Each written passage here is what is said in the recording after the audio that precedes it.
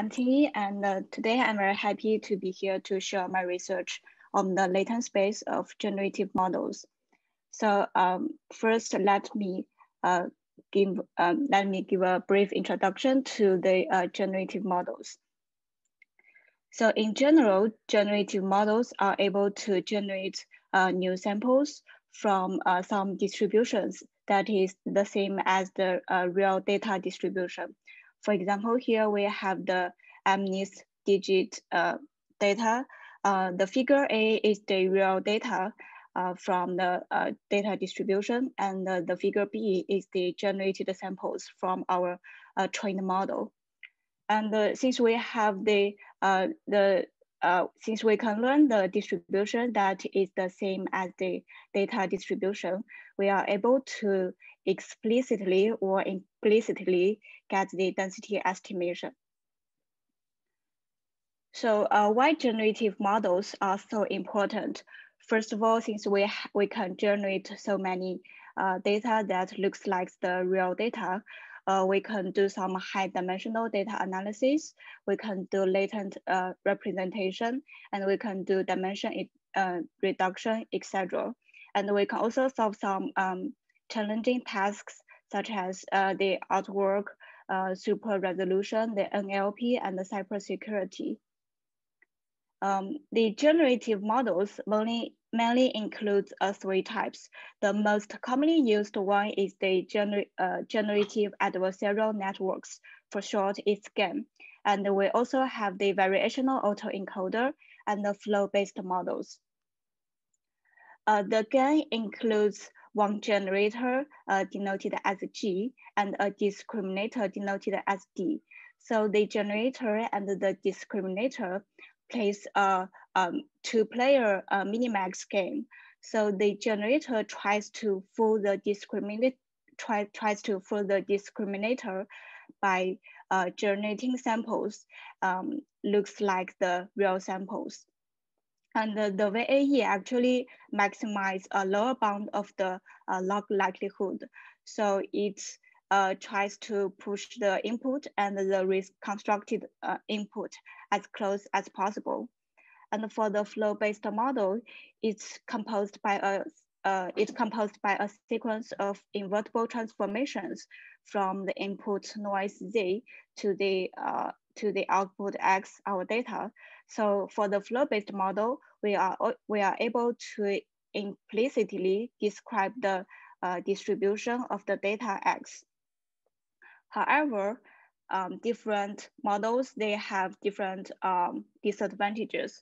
For example, for GAN, its training is usually unstable and it will have the mode collapse problem, which means some certain types of the data which is unable to produce by our model. And for the VAE, it usually produces some low quality blurry samples, although it can avoid mode collapsing, which is commonly seen in the GAN. And for the flow-based model, it's an invertible neural network. However, since we require the input, the dimension of the latent space of the latent variable Z has the same dimension as the output X. So usually we will require a high latent dimension. And we have several other questions, such as how to check the performance of each model and how to learn the intrinsic dimension of the data. So motivated by these challenges, we proposed our framework, inferential water-sustained GAN, for short we call IWGAN. So in our framework, we'd like to propose a model that provides a unifying framework that combines the best of VAEs and GANs. So do there exist any of these two mappings, an encoder Q and a decoder G for any high dimensional random variable X and any low dimensional random variable Z, such that QX has the same distribution as Z and the GZ has the same distribution as X? And we further pursue some probability interpretation, such as the maximum likelihood principle on this encoder-decoder based GANs. So here, let me first give a first impression on our framework Iwg.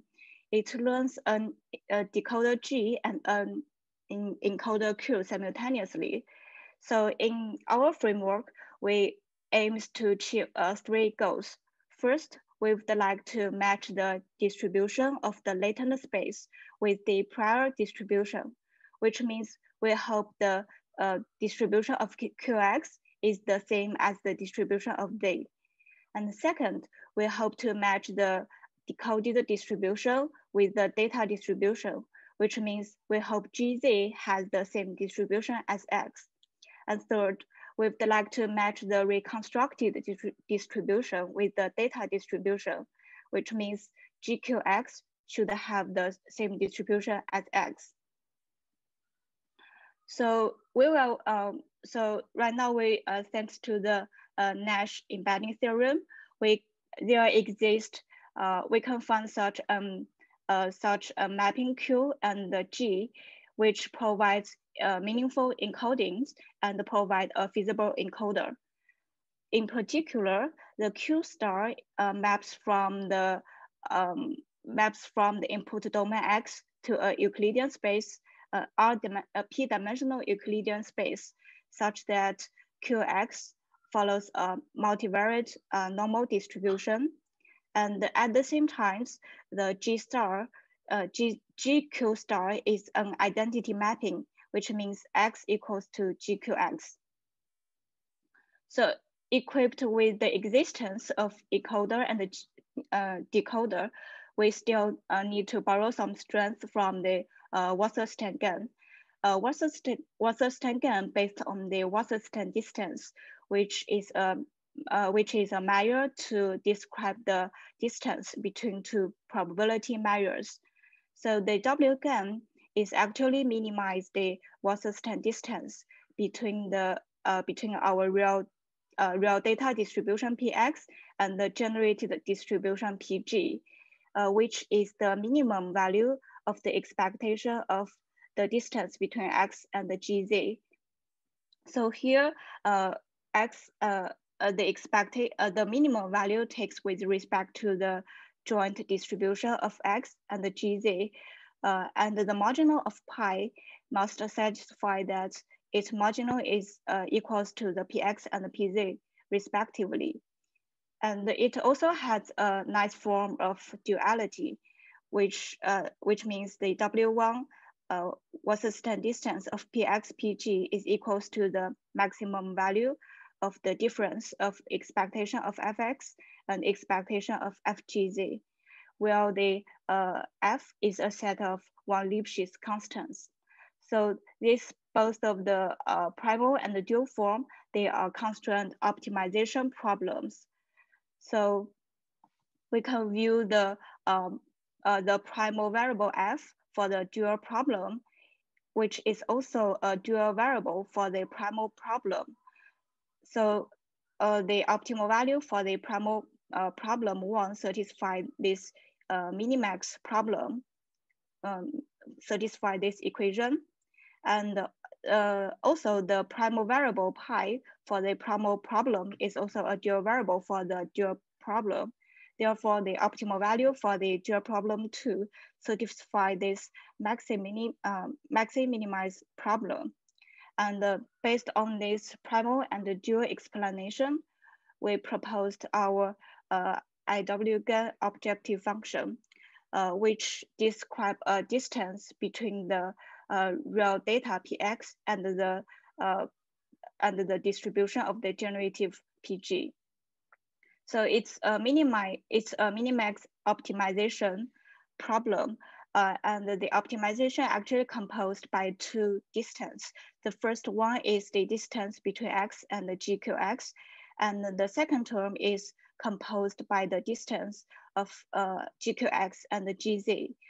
So we proved that our proposed Iwg W1 bar, which is actually the minimum of the sum of these 2 Wasserstein distance. And if this W1 bar reaches 0, we have our generated distribution have the same is the same as the real data distribution. And at the same time, GQ star X also have the same distribution as PX. And due to this framework, we can also propose a stop criteria. When the duality, we define the duality gap as the maximum, as the difference between the maximum value and the minimum value. So when this duality goes to 0, we can say we can stop our training. This means the G tilde outputs the same distribution as X, and the Q tilde outputs the same distribution as Z. And also we have X equals to the GQX. And we further investigated the generalization property of our IWG models. For supervised learning, we say that the generalization error is the difference between the test error and the training error. And for our GAN model, we also hope that when we minimize our empirical version of W1 bar hat, we hope we actually minimize the distance of PX and the PG. And we show that the Wasserstein distance of PX and PG is dominantly upper bounded by the empirical of W1 bar hat and the Rademacher complexity. So the W1 bar hat is can be minimized if we have a large capacity of the Q, and the Rademacher complexity actually related to the size of our network. And if F is one Lipschitz, is a set of one Lipschitz continuous function, this term is polynomially depends on the width of the network or the depth of the network. And here we show some of our examples. First, we show that our model is able to avoid mode collapse. We first, here are some three toy mixture of Gaussians with an increasing difficulty. And we can show our model is able to converge very fast, and their duality gap converge to 0. And it can converge to the true distribution very fast without any mode collapse. Also, at the same time, the QX is able to generate meaningful latent space. All of these three latent space looks like a standard normal distribution. And we also place our IWG on the calibrated A phase data. The left one is the image generated by WG, and the right one is generated by our model. And it's very clear that our model can generate clearly and more sharp data compared to the left one. And their latent space is also follows a multivariate standard multivariate normal distribution. And we can also do some interpolations between two phases. For example, from a female to a male, and from also from the two phases in the same gender. As an extension, we can also learn the intrinsic dimension of the data based on our IWG framework. Note that the image data usually lies in a low dimensional manifold.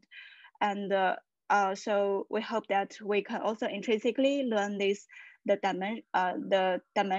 dimension of this manifold by using our IWG framework.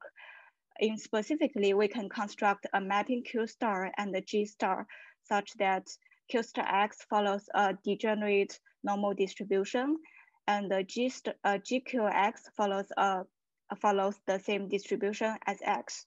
Here, we further showed that under some conditions, the intrinsic dimension of the data X actually is the rank of our covariance matrix A times A transpose. And by adding an extra penalty term to the IWG framework, which push the matrix A to be a low rank matrix, we can find the intrinsic dimension of our data manifold. here I provide a toy example for S-curve. So S-curve is a two-dimensional manifold that lies in a three-dimensional Euclidean space. So as we can see here, the top two eigenvalues are larger than the rest of the three. And so this means we can distinguish its latent space is two-dimensional, and we can also say they can generate high quality of generated samples, and they can, if for the reconstruction, GQX is also very similar to the real sample X. And as a conclusion, our IWGAN has a uniform framework that fuse the best of VAEs and WGANs. And use our model, we can also adaptively learn the intrinsic dimension of our data manifold. And that's all for my presentations. Yeah. Thank you very much.